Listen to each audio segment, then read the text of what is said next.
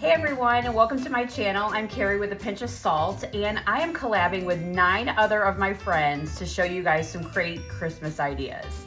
I am going to show you our highly anticipated A Pinch of Christmas Magic ornament box. This is a DIY box for you to create with your family or friends, or for yourself. Share them as gifts or keep them and hang them on your tree. But you get 6 blank ornaments to paint, 4 colors. You can choose your own if you don't like mine, but you can copy my sample. There's directions in there, super glue, a paintbrush, some sponges, and jute to hang whenever you're finished. If you please could check out the other girls, the links are below for their YouTube channels, and leave a green heart in the comments to let them know that I sent you there. I hope you guys enjoy my craft. I am loving this year's A Pinch of Christmas Magic holiday box set. These ornaments are so precious to me, and I love the colors that I have chosen. I actually changed things up. I started with a bright, fun color for like shades of red and blues, and then 3 ornaments in, I decided to go back to my roots and take it back more farmhouse, how I like things. I am using my sponges for the paint. I use them for the bigger pieces. It just makes it a lot easier for the coverage, and I use very light amounts of paint. Especially if you have a piece engraved like this Jingle All the Way, you want to make sure that there's almost no paint on your sponge, because you don't want your paint to go into the wording and then you can't see the wording on there. So that's why I always emphasize light amounts.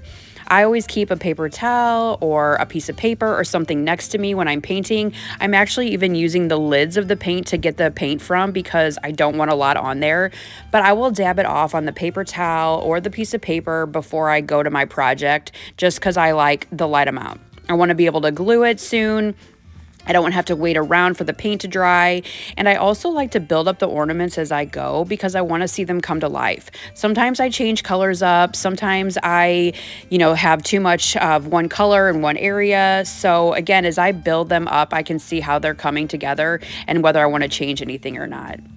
I'm using the end of my paintbrush to fill in for the berries. If you have paint markers, that would work as well, but you can use all the supplies that I have to finish these projects. So all of the ends of my paintbrushes literally are covered in paint, because I use them for polka dots or whatever else if I don't have my markers around. I actually sometimes like to use the ends of the paintbrush better than the markers. You could paint off you could tape off this ornament if you wanted to, but I'm not. The brush I'm giving you is super smooth and very flat, so you should be able to go into the lines very easily. But again, use tape if you need. You could paint it a solid color as well. You don't have to go in and do the stripes like I do. If you don't have the patience to do that, that's totally fine. I'm back to creating with my sponge for this piece. Again, for the bigger chunks of paint, I like to use the sponges, and I always use the fat end. Don't try to get paint on that little end of the sponge. It would take forever. So the bigger end of the sponge is what you use to cover the paint with. You could dry brush these at the end to add a little snow to your trees if you wanted to, or any of the ornaments. That would be fine as well. But I didn't do that for these. And again, using my brush again to fill in the lines. This brush is so nice and clean that I'm able to get such a fine line with it.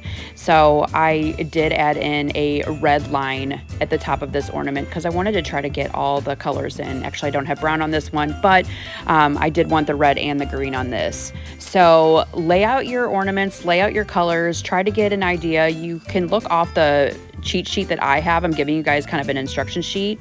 My other piece of advice is to use painter's tape. I always put my painter's tape with the sticky side up to put any little pieces on there. It's so nice to have it hold it in place as I'm trying to paint. Just be very careful when peeling them up.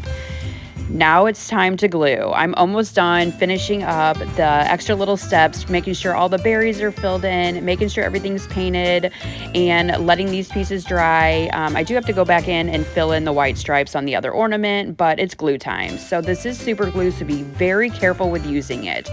You need a very light amount. You do not need a ton of super glue. You could use your own glue if you want as well. Any kind of glue will work for this. Wood glue. Hobby Lobby has a great crafter's glue that I'm using right now, but feel free to use any kind of glue that you want.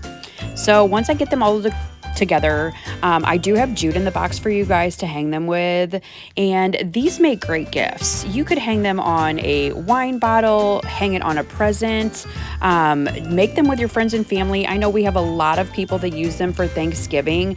We have only a very limited amount of these kits, so make sure that you get on the wait list. Like I said, I will add it in the description below, and the emails for the wait list will be sent out shortly. So I hope you guys enjoying this craft as much as I did, and I can't wait to see what you guys all create.